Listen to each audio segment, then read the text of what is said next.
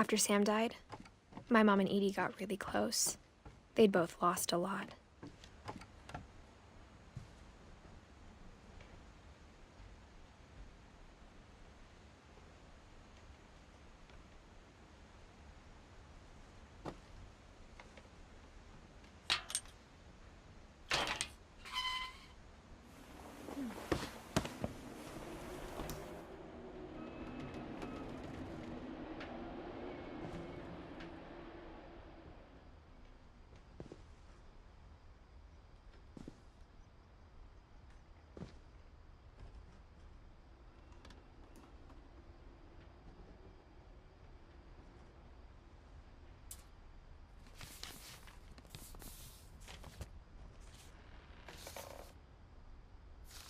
Dear Kay, do you remember the way Gregory used to laugh when he thought he was alone?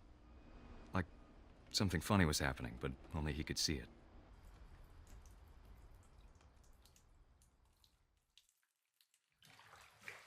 I think he saw things the rest of us don't.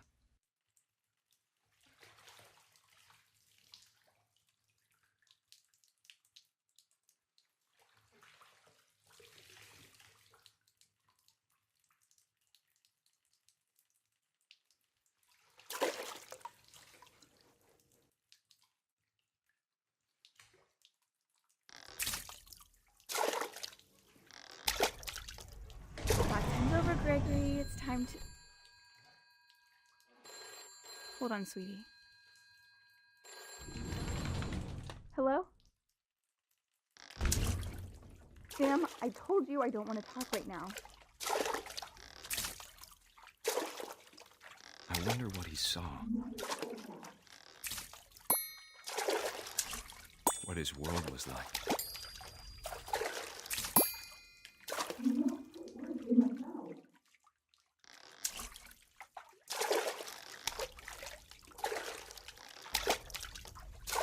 He reminded me so much of Calvin. Lost in his imagination.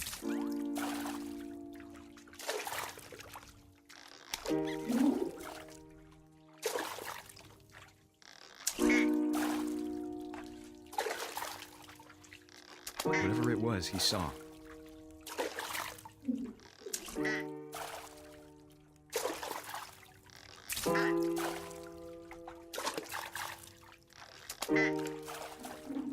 It sure made him happy.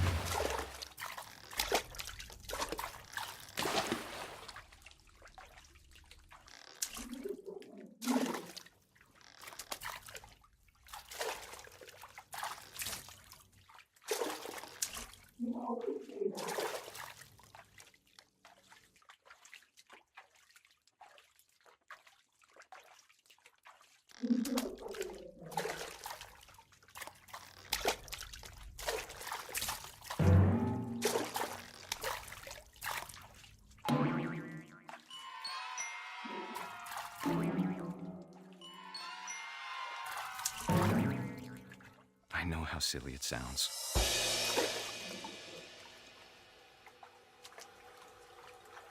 But I worried about a baby being too happy. But I could feel him slipping away. Sorry about that, Gregory.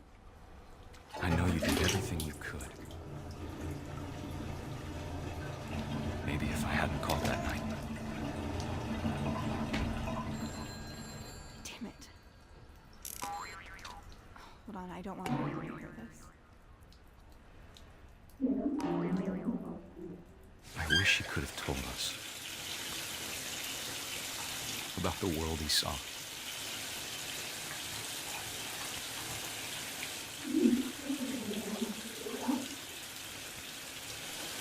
Hey, there's so much I don't understand about Gregory, about everything.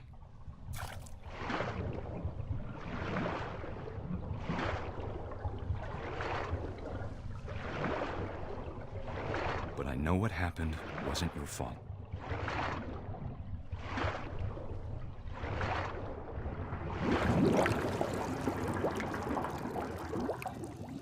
I'm sure he's happy. And he'd want you to be happy too. Good luck, Kay. Love, Sam.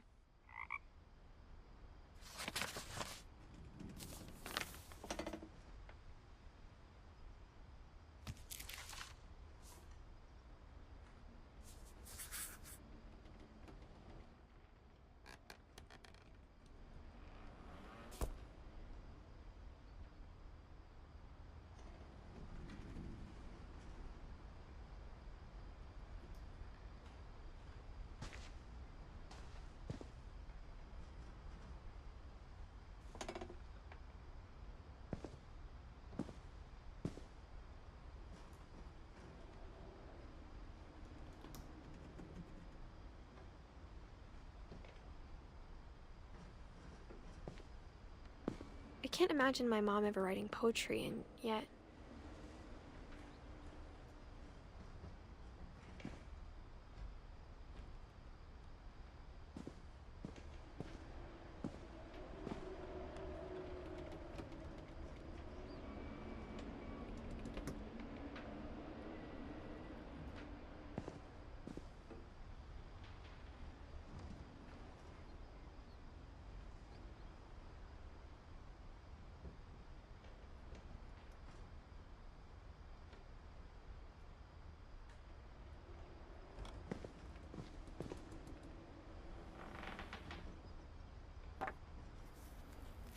A poem for Gus, who always said the wedding was a bad idea. Our father never hit us kids, at least not very hard, before the day my brother said with teenage disregard that he'd be dead before he'd see a wedding in our yard.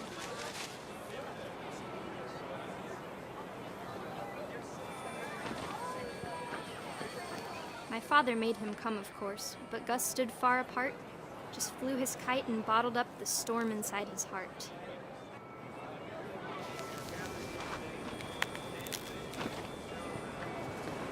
I tried to talk him out of it, but though he'd never met her, we don't need a stepmom were the words that I now remember. pronounce you husband and wife. You may kiss the bride.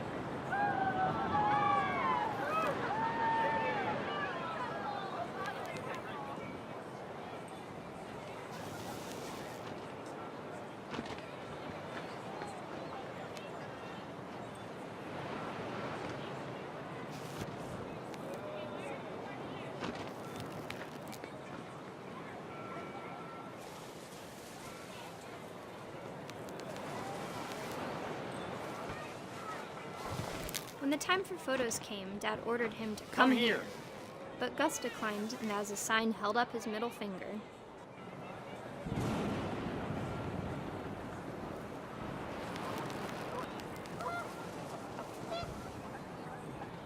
The wind picked up, and panicked geese appeared and quickly went. But all the humans did that day was go inside the tent.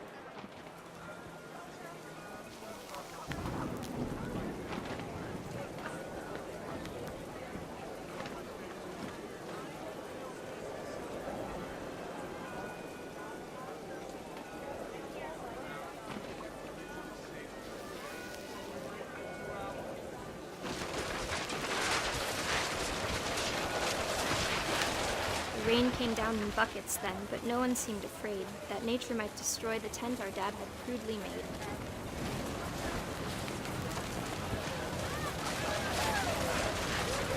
The thunder sounded much too close and full of angry power. But all my father said to this was, "Make the music louder."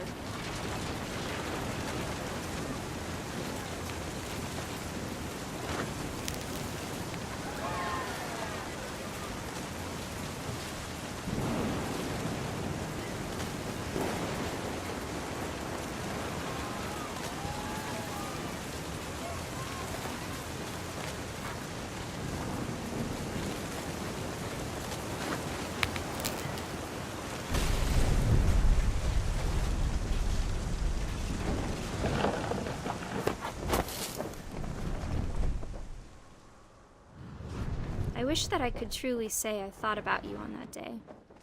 Out there on the beach alone, just you, the wind, the sea, and foam. But I didn't, until we found you.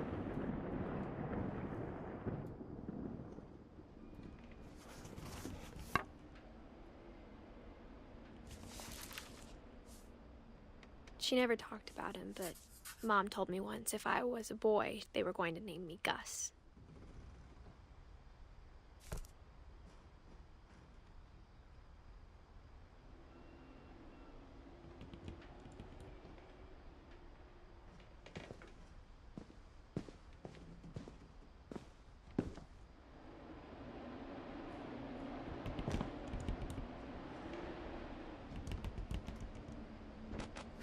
My mom moved up to the loft after her brothers died.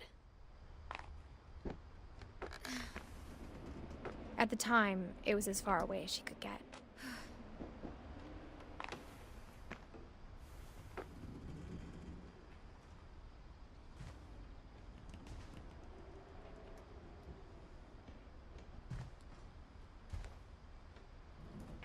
My mom moved to India a week after graduation and got a job teaching English. She spent a summer building houses in Calcutta, where she met my dad, Sanjay.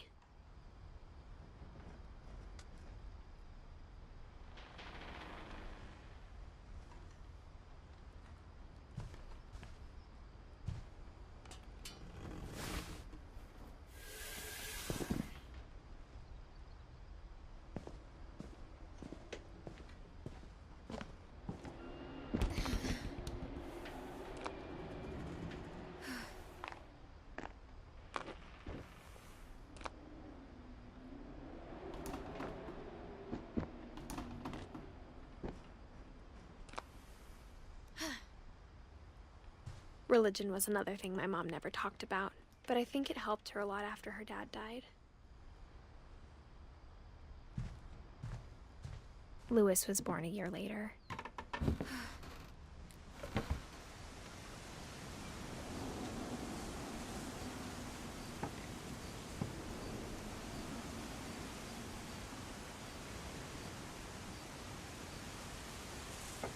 When my dad died, I don't think Mom knew where else to go. I'm sure Edie was happy to have her back. And to see kids in the house again.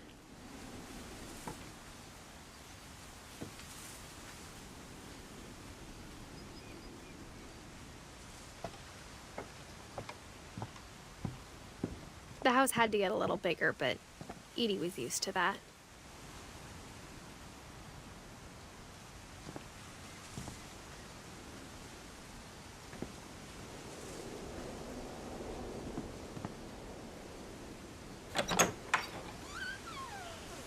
And for a while, things were good. Almost normal.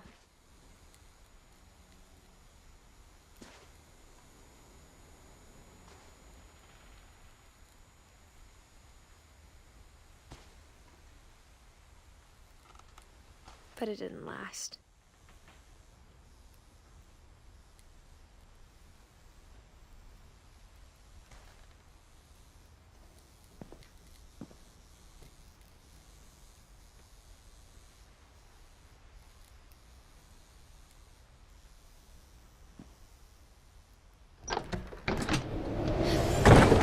The beginning of the end was Milton's 10th birthday, when Edie gave him a castle.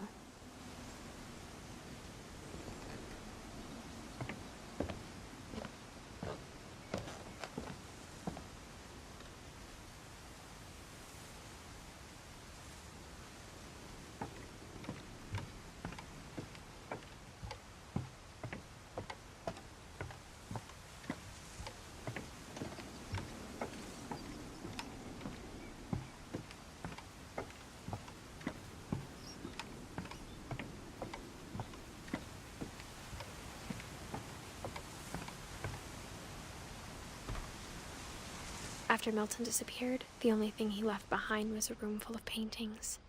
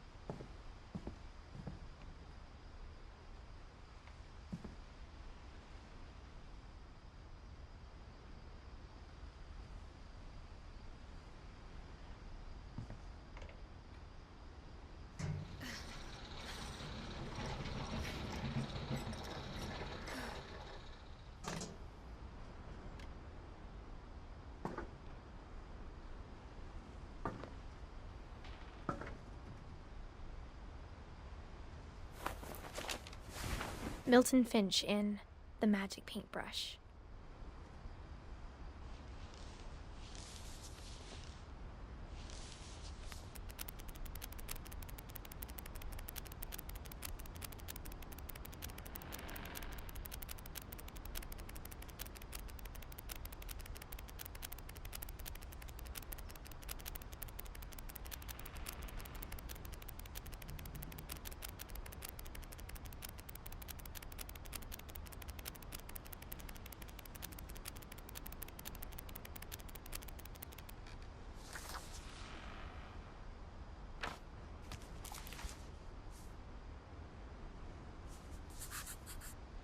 I was 4 when Milton disappeared.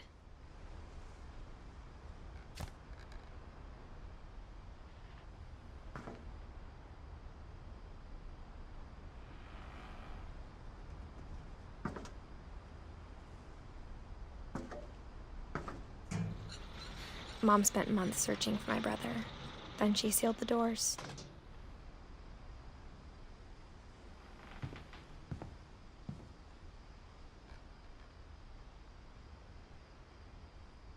Whatever Milton had found in the house, Mom didn't want it getting out.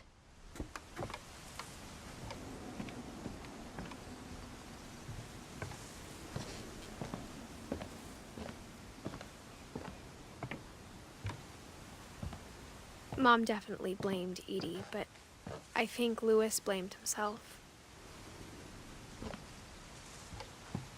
After he graduated, he just spent more and more time in his room. Until Mom got him a job at the cannery.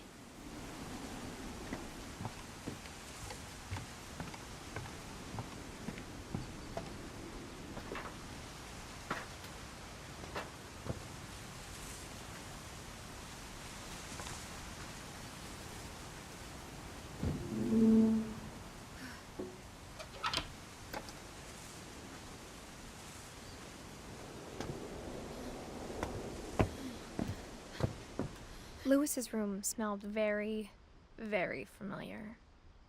That part of him lived on.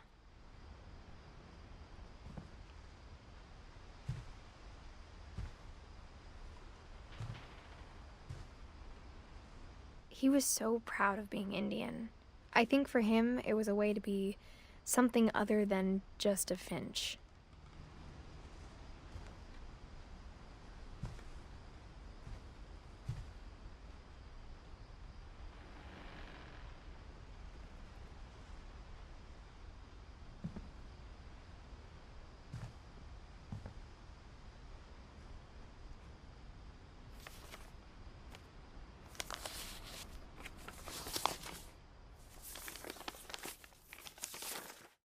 Dear Mrs. Finch, as Louis's psychiatrist, I can understand your desire for an explanation.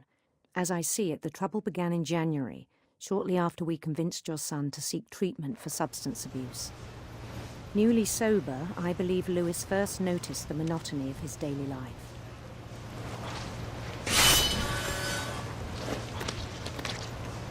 He kept working at the cannery, but he withdrew part of himself. In our sessions, I saw the same behavior. His mind began to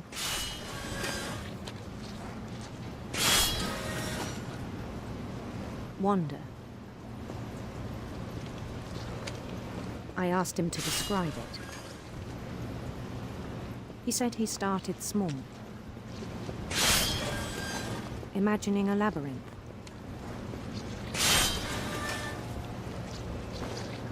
He'd feel his way about.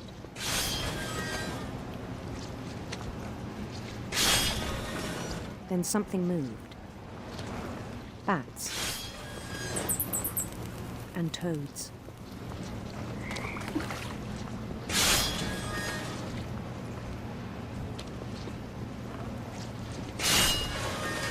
And things that have not names. He knew it was all in his head. But he took it very seriously. I had hoped he'd find himself.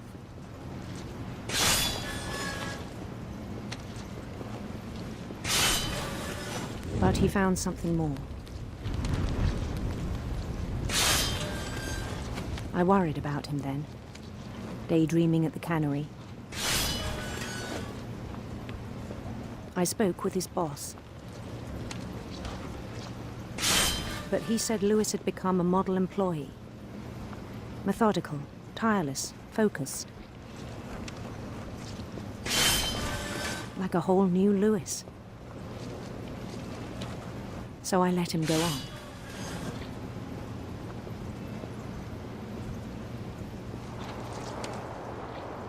I even encouraged him. It seemed very promising at first. He told me he'd made a new friend.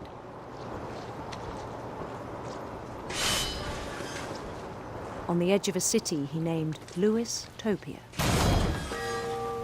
He built the city up slowly, brick by brick.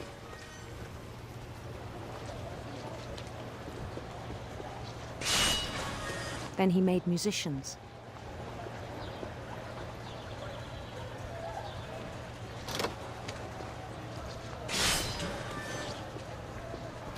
And songs for them to play. He talked about starting a band. And he was always humming something. Every day his imagination grew stronger.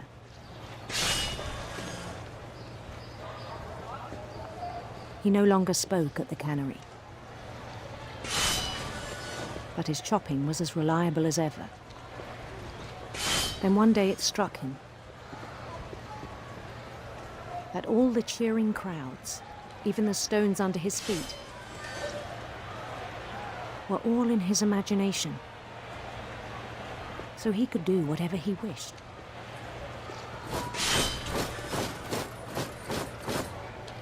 He held an election for mayor. And he won.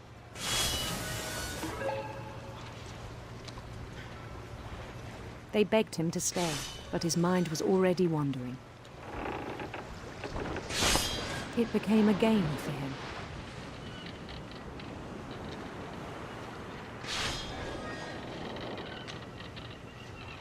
He'd conquer a city, then immediately push on. New Louisville.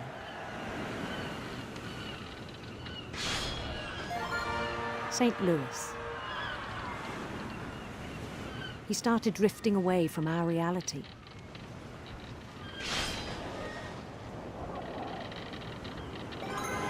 Minneapolis, until one day he forgot to go home from the cannery.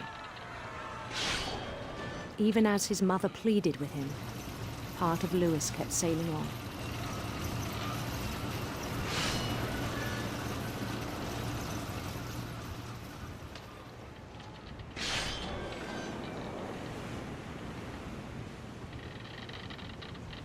In Lewisburg, he heard rumors of a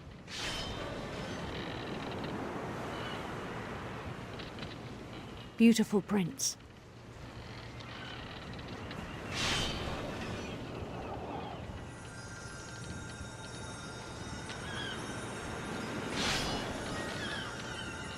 The prince was on his own quest for radiant rainbows.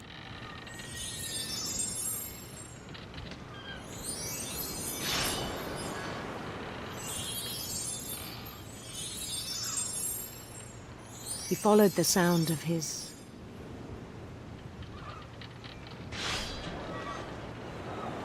electric sitar.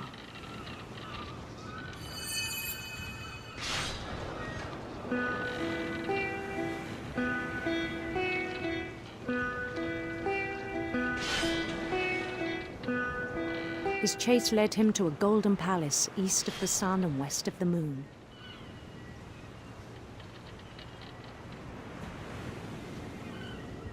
Even then, his logic remained sound. He knew the world was all in his imagination.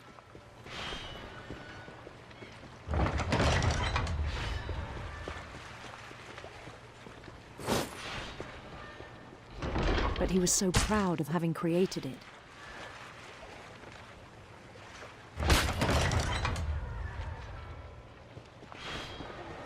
In his own eyes, he'd become something greater than a king.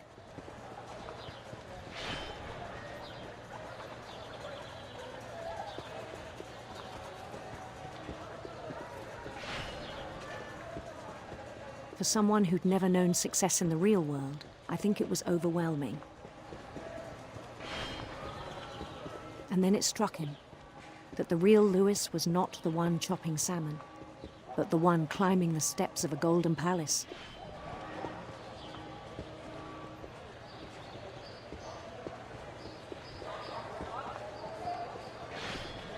My imagination is as real as my body, he told me. It was hard to argue with him.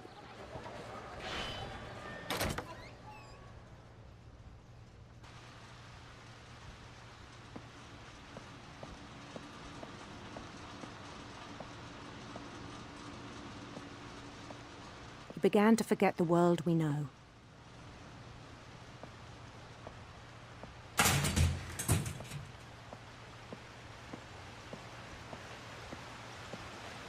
I think it pained him to remember Lewis, the cannery worker.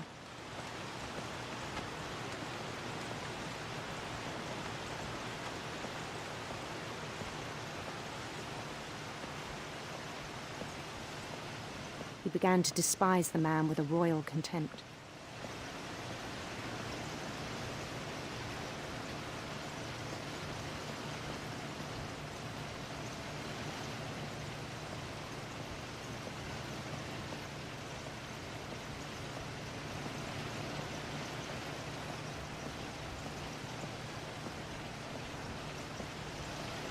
I still thought I could save him.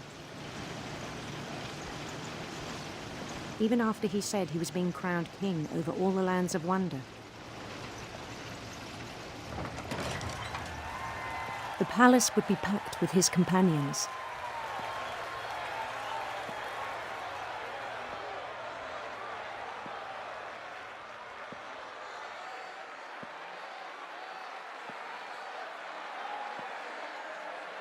Including the wise Calico who'd insisted on advising him.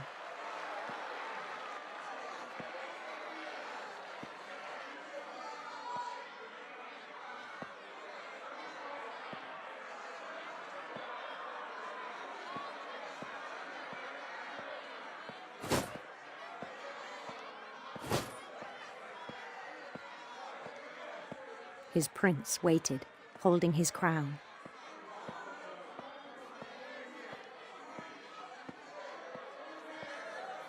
There was only one thing left to do.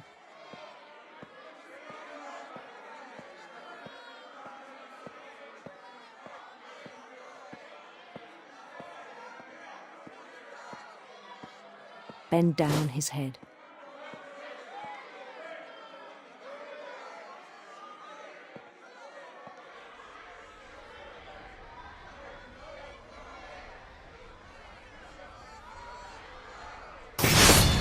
The rest I think you know. Mrs. Finch, your son was a kind man who will be missed by all of us who knew him.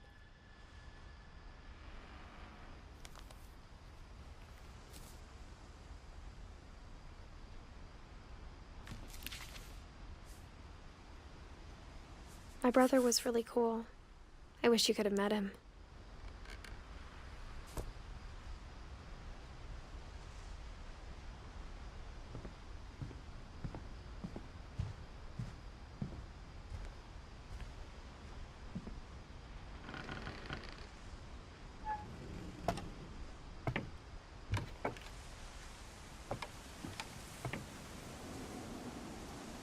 On the way back from Lewis's funeral, my mom told me to start packing.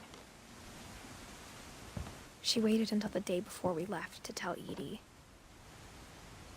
I'm not sure if she wanted to make it easier or harder.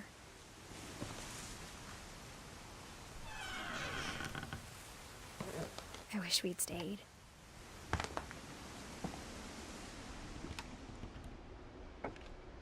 But I understand why we left.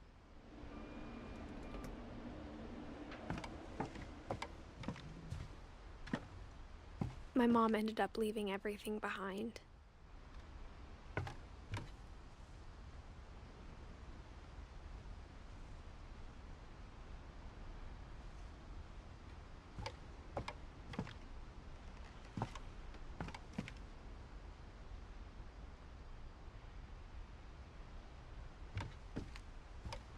What happened that night had been coming for a long time. Maybe it should have come sooner.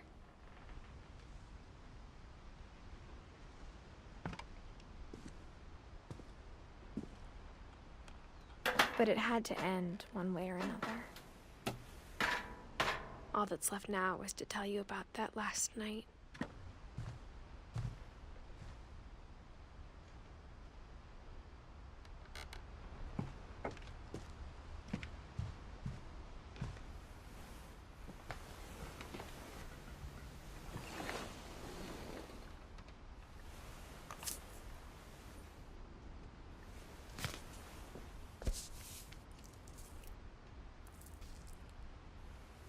That whole last day, Edie just watched us pack and didn't say a word.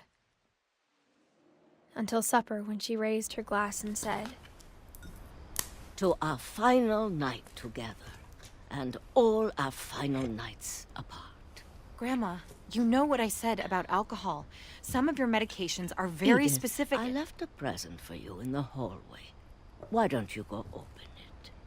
The grown-ups have to argue now. I'm sorry, you're right. We're all leaving tomorrow. Let's just enjoy our last... I'm not leaving. Edith, you're excused.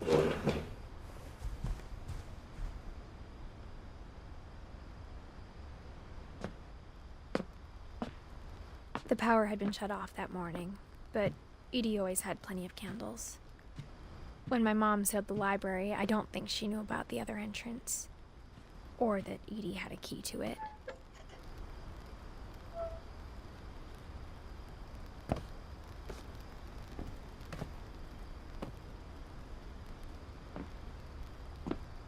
That thing you're afraid of isn't going to end when you leave the house.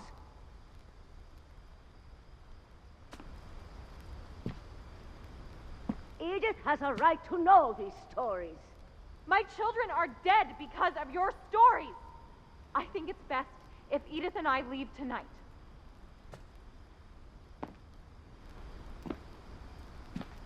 We'll have the nursing home send a van for you in the morning, okay?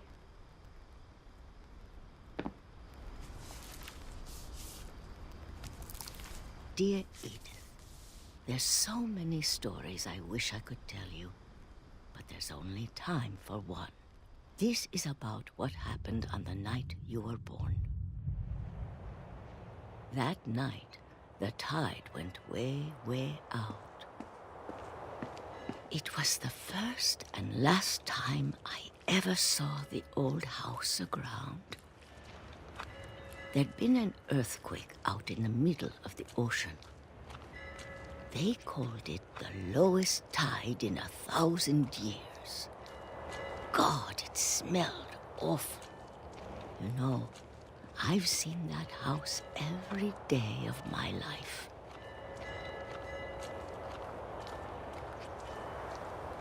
But I never thought I'd go back to it. When the fog rolled in, I lost my way.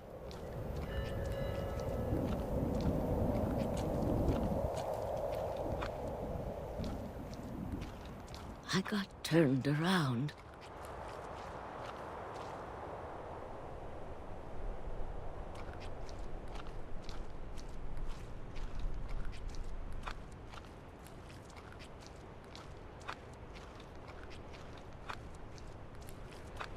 I started seeing things.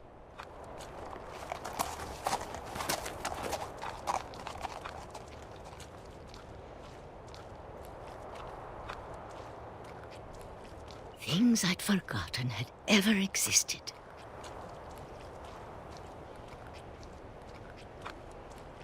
But when I saw them, they felt like old friends. That night, a lot of things came back to me.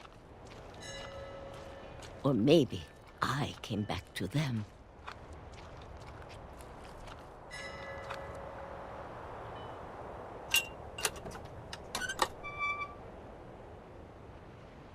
Things I can't explain, but that I need you to try and... Edith, what are you doing in here? It's mine! Edith! Mom, you're gonna rip it! Let go!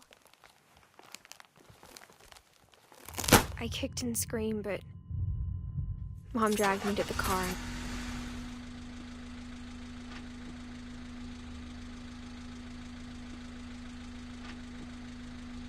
I never saw Great-Grandma Edie again. The next morning, the van came to pick her up, but she was already gone. After that, we moved around a lot.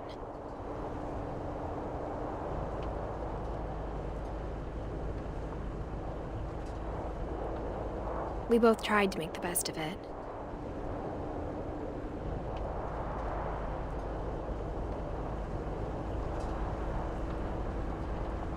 A few years went by.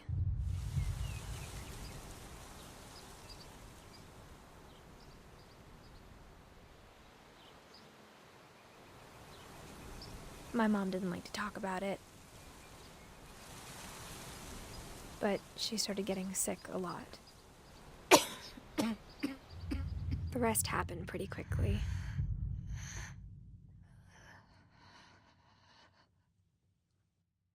She got better for a while, and then she didn't.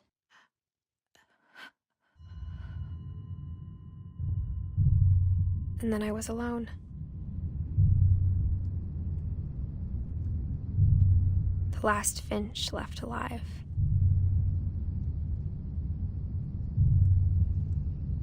Until I found out about you.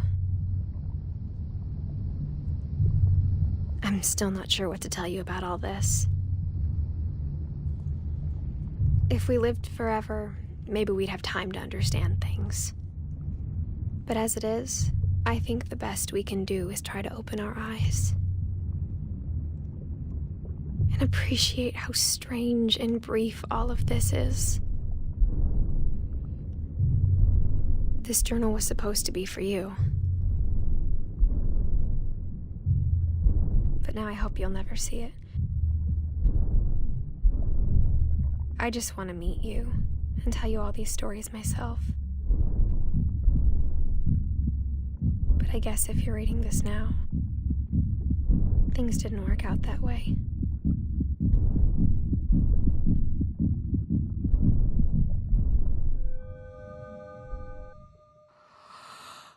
This is where your story begins. I'm sorry I won't be there to see it. It's a lot to ask, but I don't want you to be sad that I'm gone. I want you to be amazed that any of us ever had a chance to be here at all. Good luck.